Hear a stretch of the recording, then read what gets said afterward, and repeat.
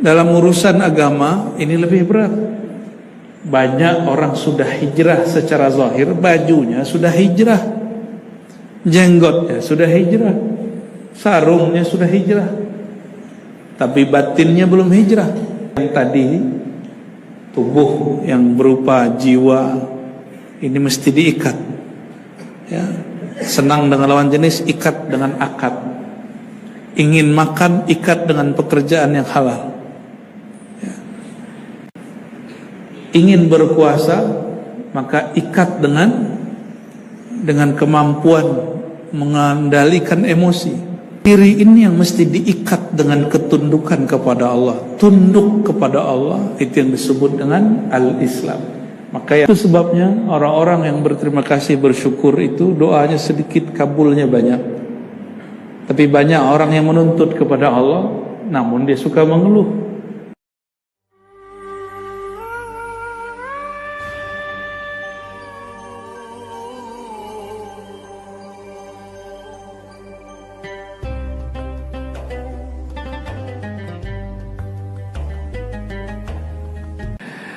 Yang saya hormati Ketua MUI, ya, Tuan Guru Bambang, ya. Semoga Allah berkahi hayat beliau, ya. Pengurus Masjid Dzul Firdaus, ini yang punya surga Al-Firdaus ini berarti. Para imamnya, para asatisnya, wabil khusus para jamaahnya, ya. Semoga semua kita diizinkan bersama Rasulullah di surga Firdaus. Hadis yang mau kita baca, yang barangkali saya mengikuti saja kitab Halut Ahli Tahqiq, anti relevan dengan judul yang tadi disampaikan. Diriwayatkan dari Sayyidina Anas ibn Malik radhiyallahu taala anhu, dari Rasulullah sallallahu alaihi wasallam, beliau bersabda, al-Islamu alaniyah. Islam itu alaniyah. Apa arti alaniyah? Sesuatu yang tampak. Itu al-Islam. Wal imanu fil qalb. Tapi iman tidak tampak. Iman itu di dalam kalbu. Maka iman bukan berdasarkan tebalnya sorban. Iman bukan berdasarkan panjangnya rida. Iman bukan karena saya pakai gamis. Iman bukan karena saya punya tasbih. Bukan. Iman bukan berarti saya pajang ada foto habaib di rumah. Bukan. Al-iman fil qalb, di dalam qalbu, ya. Wa taqwa hahuna. Qalbu itu ada wadahnya, disebut dada. Wa taqwa hahuna, dan takwa itu di dalamnya, di dalam dada, ya. Nabi tunjuk 3 kali. Berarti Islam, iman, takwa. Yang zahir cuma satu, yaitu al-Islam. Yang batin ada 2, al-iman dan at-taqwa. Kenapa di zaman Rasulullah SAW ada orang munafik? Pakaiannya pakaian orang Islam, tapi di kolbunya tidak ada iman, di dalam dadanya tidak ada takwa. Maka orang-orang munafik ini, dia berguru kepada Nabi SAW, tapi sekali saja melihat keganjilan pada keluarga Nabi atau pada Nabi SAW, maka dia buatlah cerita palsu. Ini ciri-ciri orang munafik, ya. Semoga Allah membebaskan diri kita dari kemunafikan dan memberikan al-Islam, al-iman dan at-taqwa. Amin. Untuk diri kita sendiri, yang di dalam diri kita ada nur Nabi Muhammad SAW. Mari kita bacakan surah Al-Fatihah. Bismillahirrahmanirrahim.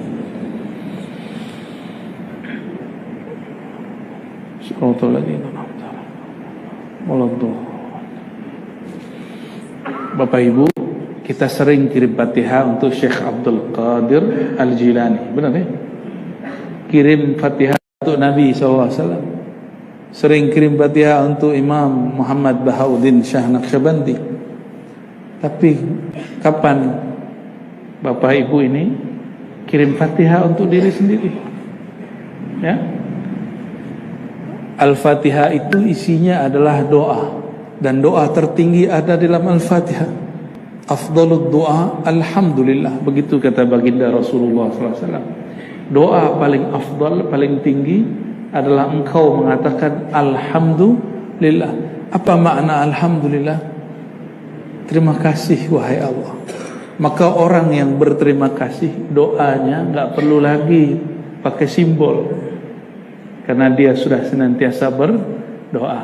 Itu sebabnya orang-orang yang berterima kasih, bersyukur itu doanya sedikit, kabulnya banyak. Tapi banyak orang yang menuntut kepada Allah, namun dia suka mengeluh, suka berprasangka buruk kepada Allah, maka doanya tidak diterima. Karena ciri-ciri doa diterima, dia berbaik sangka kepada Allah Subhanahu wa ta'ala. Dan berbaik sangka itu ciri-cirinya tidak mengeluh dan suka berterima kasih.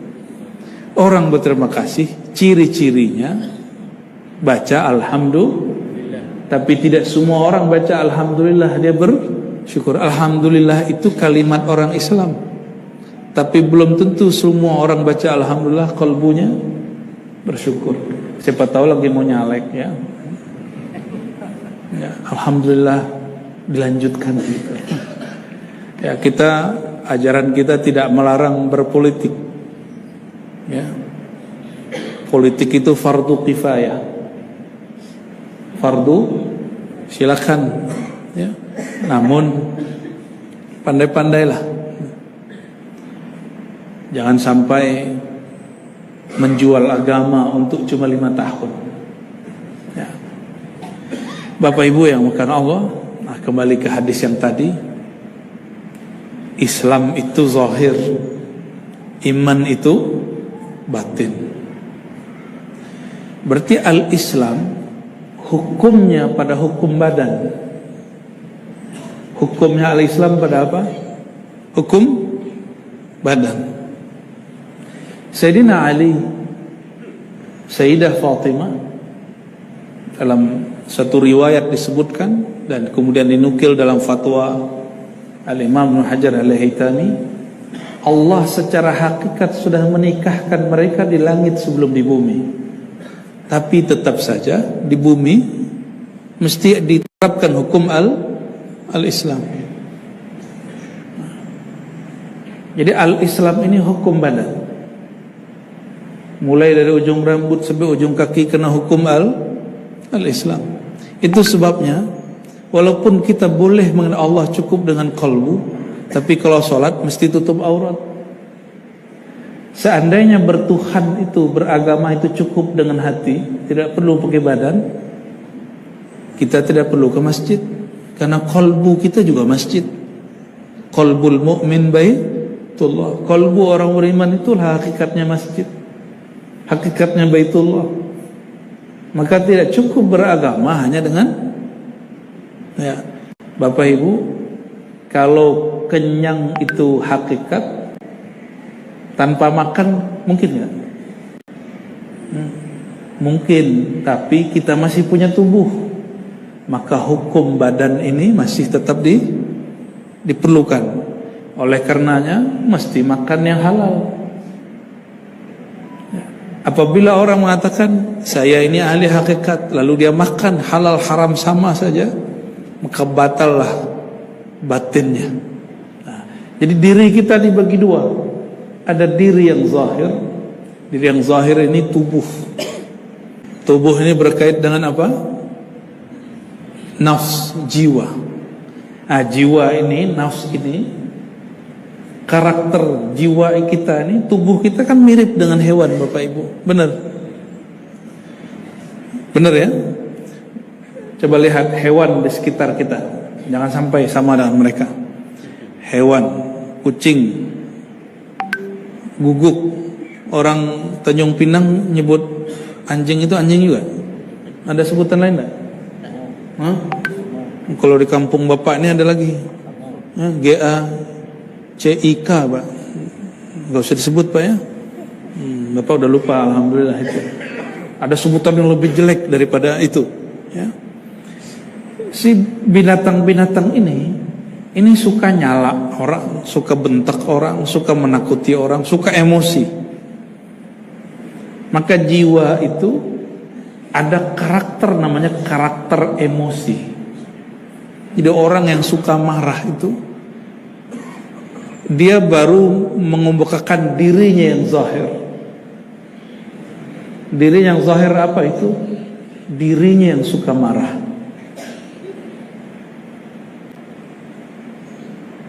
Jadi kalau tersinggung dikit, dia nggak tahu siapa saya. Nah, suka ngomong gitu nggak? Lagi nyetir, lagi bawa motor, bawa mobil, disalip orang, lalu marah disalip pulang. Nah, ini masih karakter apa? Karakter buas. Orang ini dan binatang buas hampir sama, cuma bedanya bisa nyetir aja. Mau begitu? Mau jadi orang begitu setiap hari? Ya? Tapi kok kita membiarkan diri kita begitu? Itu kalau ada orang ahli hakikat bisa lihat, itu yang dia lihat bukan manusia. Itu yang dia yang nyetir si guguk, si kalbun tadi. Bukan kolbun, kolbu hati. Kalau kalbun ANJING, ya. Pernah ketemu orang, ini karakter kedua. Mungkin kita sendiri. Obrolan tiap hari duit. Ya. Tiap hari ngomongnya duit, nggak ngomong duit, nggak bahagia dia. Yang sayangnya, pasti Pak Ketua MUI kita menyaksikan dan sedih melihat banyak dai-dai nggak mau lagi datang dakwah kemana, cuma karena urusan duit. Benar, Tuan Guru, ya? Zahirnya manusia, batinnya binatang ternak. Makanya di Quran disebut ulaika kal an'am, mereka dan binatang ternak 11-12. Karena tiap hari ngomongnya duit.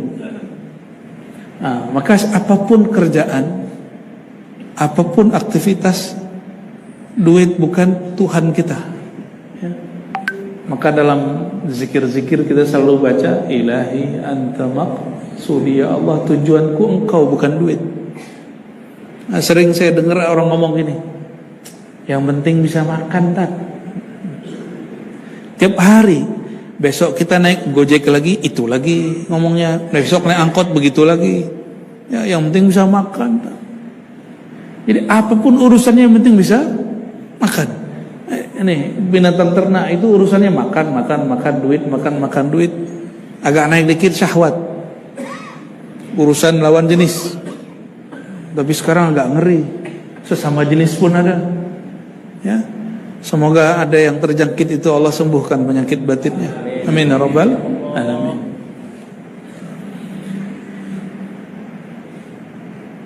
Itu diri yang zahir. Diri ini yang mesti diikat dengan ketundukan kepada Allah. Tunduk kepada Allah, itu yang disebut dengan al-Islam. Maka yang tubuh ini berkait dengan yang disebut jiwa, nafs.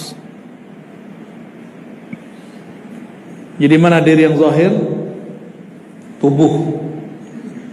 Yang tadi, tubuh yang berupa jiwa, ini mesti diikat, ya. Senang dengan lawan jenis, ikat dengan akad. Ingin makan, ikat dengan pekerjaan yang halal, ya. Ingin berkuasa, maka ikat dengan kemampuan mengendalikan emosi. Bagi Nabi SAW, orang hebat itu bukan orang yang bisa mengalahkan orang dengan tinju, ya. Bukanlah orang hebat itu yang kuat dalam bertarung. Orang hebat itu yang ketika marah dia sanggup untuk tidak marah. Ya. Orang menghardik kita boleh menghardik dia, tapi kita tidak balas menghardik. Oh, itu orang hebat. Itu dia bukan lagi binatang buas. Karakter buas dalam dirinya sudah takluk. Dalam urusan apa buktinya? Ya. Suka nyenggol orang, suka nyenggol. Kalau ahli agama, orang beragama nyenggolnya pakai apa? Kalau orang torikot nyenggol torikot lain, ya. Kalau orang yang suka kajian-kajian fikih nyenggol kelompok lain, ya. Orang yang sedang ingin senang ikut sunnah Nabi menilai orang selain dia tidak ikut sunnah Nabi. Nah, dia sudah Islam zahirnya, tapi batinnya belum. Makanya jangan heran, kok kawanku sudah hijrah, tambah jauh dari akhlak yang baik. Kok kawanku banyak yang hijrah, tapi setiap hari nyinggung kita. Kalau masuk masjid, seakan-akan dialah ahli surga, yang lain enggak. Kalau masuk majelis, cuma majelis dia yang dia mau ikut, majelis kita dia mau ikut. Majelis kita disebut majelis bid'ah. Kok bisa orang begitu? Itu emosinya belum diislamkan. Dia baru Islam di batin, di zahirnya. Pakaiannya sudah hijrah, tapi jiwa dia belum dihijrahkan. Jadi jangan heran. Kalau dulu di dunia kerja, ya, orang nyinggung dia dihambat orang dalam pekerjaan. Kalau sekarang udah masuk ke dalam dunia keislaman, maka dia urus juga urusan keislaman. Maka jangan heran banyak masjid orang tengkar di masjid, Bapak Ibu. Benar ya? Masjid Zulfirdaus aman Pak Pengurus? Hah? Sepertinya senyumnya senyum-senyum pahit ini. Ya. Senyum-senyum menahan-menahan ini ya. Saya tidak tahu kondisi di masjid sini, tapi saya yakin di mana-mana sama. Sampai di Arab sana sama Pak. India, Pakistan, bahkan di Eropa, di Turki itu sama. Jadi kalau orang baru hijrah zahirnya, belum hijrah batinnya, masuk masjid, dia pandang orang lain itu belum Islam, belum, masih ahli bid'ah. Kalau orang torikot ngelihat orang yang enggak bertorikot, itu belum bertauhid, itu belum usul. Itu Pak Ketua MUI itu belum usul itu. Yang ngomong orang baru masuk torikot kemarin sore, ya, nggak sopan. Nih saya kasih tahu ya, di ijazah torikot saya, ketika guru kita mengijazahkan ada perintah wajib, akrimul fuqaha, hormati ahli fikih, hormati ulama, wajib menghormati ulama. Tentunya ulama-ulama yang kita pahami dalam pemahaman kita hari-hari, orang yang mencari pelita di dalam negeri ya. Jadi al-Islam urusannya apa? Baru zahir. Jadi wajar kalau kemudian dia sudah berislam secara zahir, tapi batinnya belum. Karena ada sisi yang lain, yaitu sisi yang kita sebut al-iman. Jadi kenapa ada orang Islam wajahnya gelisah? Ini wajahnya wajah yang mana-mana nih. Semoga yang bukan gelisah itu ya. Katanya ustadz tapi wajahnya gelisah. Katanya subuh pagi tapi wajahnya gelisah. Wajahnya wajah-wajah orang yang tidak tenang gitu. Apa masalahnya?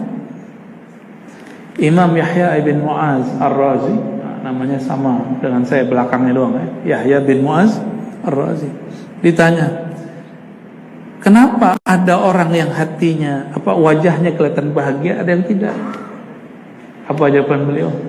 Orang yang wajahnya bahagia itu kena batin dia bercahaya. Cobalah lihat tuan-tuan ini kalau lagi awal terima di gaji, itu wajahnya sumringah. Tapi itu baru sumringah nafsiyahnya, jiwanya. Itu belum sumringah, belum bahagia kolbunya. Kapan bahagia kolbunya? Jika terima sesuatu, dia itikadkan bahwa ini dari Allah SWT, pasti bahagia kolbunya. Bapak Ibu, pernah dulu dikasih orang yang kita suka satu hadiah? Pernah nggak? Pernah. Kalau kita suka berarti kenal nggak? Berarti sudah kenal dengan orangnya. Karena sudah kenal, kita hormat kepada dia, bahkan kita cinta sayang kepada orang itu. Lalu orang itu beri kita hadiah. Itu hadiah mungkin sedikit, tapi rasa di hati berbukit-bukit. Rasanya banyak. Kenapa? Karena kenal. Tapi coba kalau tidak kenal, dikasih banyak pun rasanya sedikit. Dan yang paling banyak memberi kita hadiah adalah Allah Subhanahu wa ta'ala. Namun karena kurang kenal kepada Allah, walaupun banyak pemberiannya, rasanya sedikit. Tiap hari ngeluh, tiap hari, ya. Bapak Ibu tahu kabar Sudan?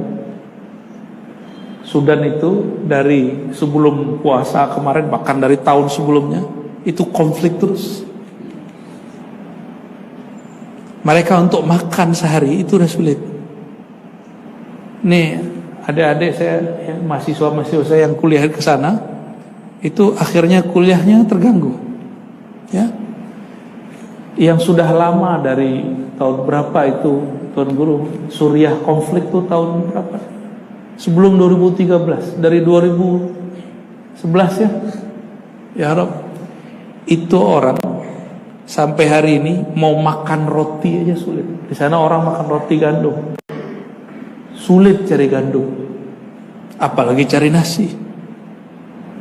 Hari ini ya, mereka masih sibuk urusan bom. Dan yang paling menggenaskan, menyedihkan apa? Ada satu kota tua namanya Aleppo atau Halab, bahasa Arabnya Halab. Itu kota punya PDAM, dibom oleh kelompok ekstrim pakai kalimat takbir. Kalau PDAM dibom, itu mengalahkan pemerintah sana atau menyengsarakan rakyat sana.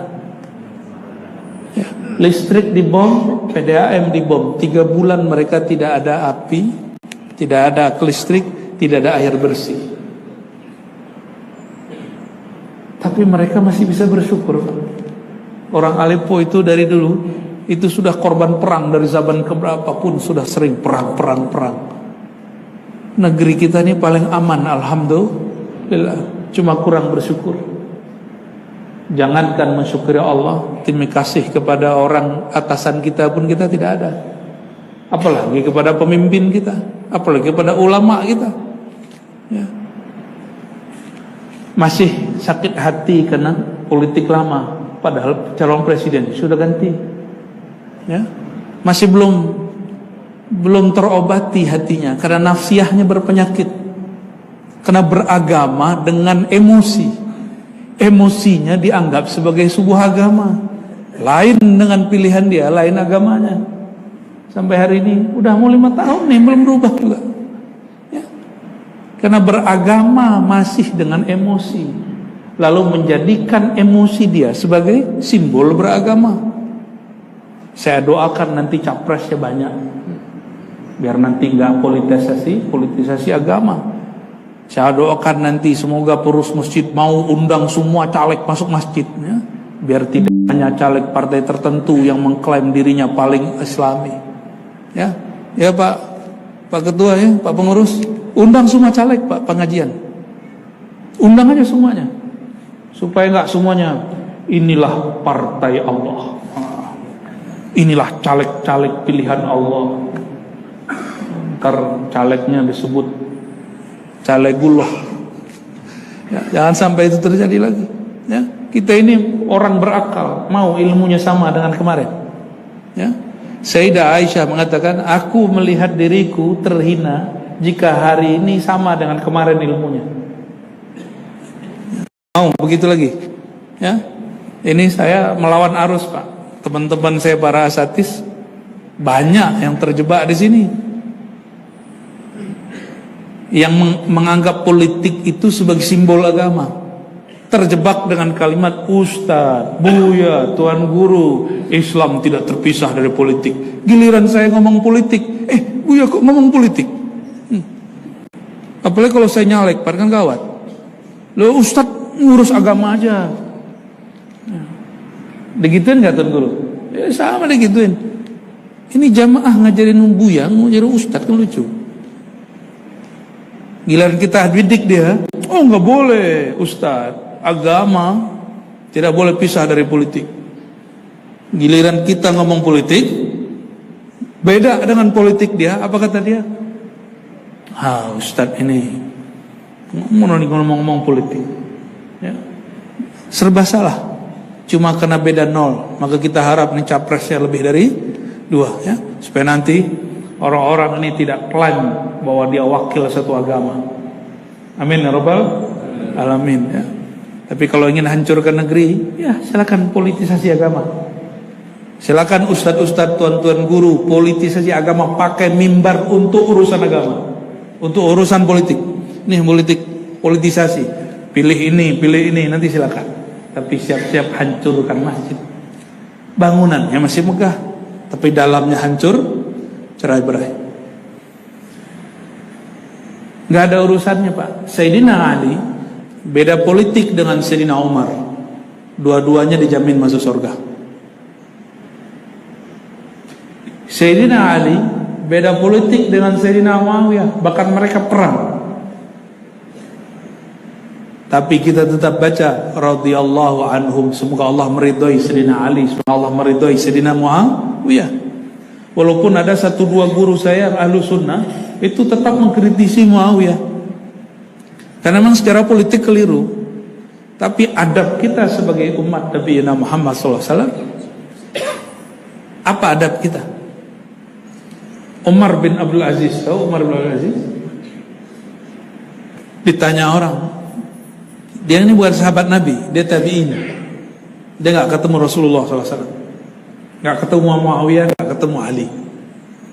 Apa kata dia ketika ditanya orang, Umar bin Abdul Aziz, dia ini sholat setiap hari 150 rakaat.